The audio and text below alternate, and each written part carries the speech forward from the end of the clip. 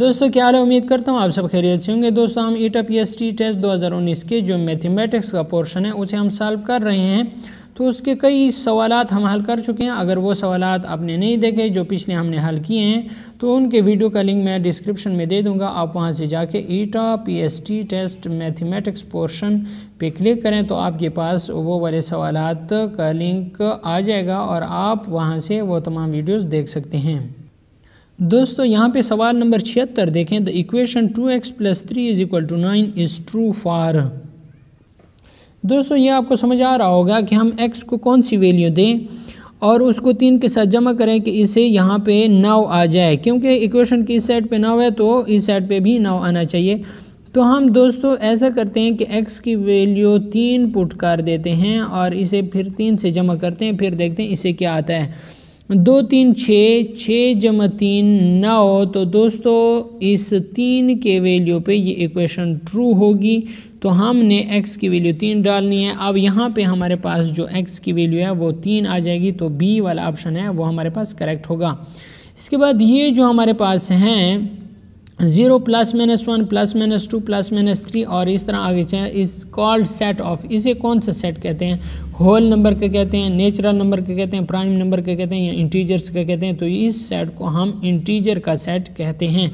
दोस्तों whole number का जो सेट होता है वो हमारे पास 0 से स्टार्ट होता है, 0 1 2 3 और इस तरह आगे चलते जाएँ तो ये होल नंबर का सेट है। इसके अलावा दोस्तों नेचुरल नंबर का जो सेट होता है वो 1 से स्टार्ट होता है, 1 2 3 और इस तरह आगे चलते जाएं तो ये नेचुरल नंबर का सेट है।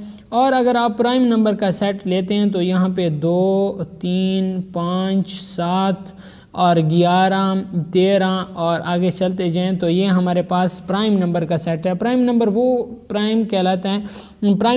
नंबर कहलाते हैं जिसके सिर्फ 2 फैक्टर बनते हैं, उसे प्राइम नंबर कहते हैं। तो जिसमें हमारे पास z इंटीजर को शो करता है, जिसमें हमारे पास 0 आ जाए, +- 1 आ जाए, +- 2 आ जाए और इस तरह आगे चलते जाएं तो ये सेट हमारे पास कौन सा होता है? इंटीजर्स का होता है।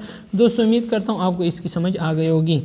द प्रोडक्ट ऑफ 3x की 2 एंड 4x की 3 इज़।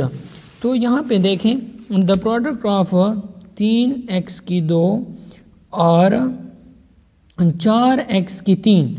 तो देखें दोस्तों इसका जो बेस है वो सेम है, x और x सेम है। तो 4 और 3 को ज़रब दें, 4 3 12 और x की पावर 2 जमा 3 हो जाएगा। तो 2 जमा 3 क्या आ जाएगा? 5 आ जाएगा। तो 12 x की 5 इसका क्या आ जाएगा? आंसर आ जाएगा। तो यहाँ पे ये जो दोस्तों बी वाला है 12 x की 5, ये वाला ऑप्शन इसका करेक्ट है। दोस्तों उम्मीद करता हूँ आपने इन वीडियो से बहुत कुछ सीखा होगा। अगर आपने कुछ सीखा है तो वीडियो को लाइक करें और अगर चैनल पर नए हैं तो चैनल को सब्सक्राइब कर लें। और दोस्तों इस वीडियो को अपने फैमिली मेम्बर्स और अपने दोस्तों के साथ लाजमी शेयर करें ताकि उनका भी फ़ायदा हो सके। वीडियो देखने का शुक्रिया।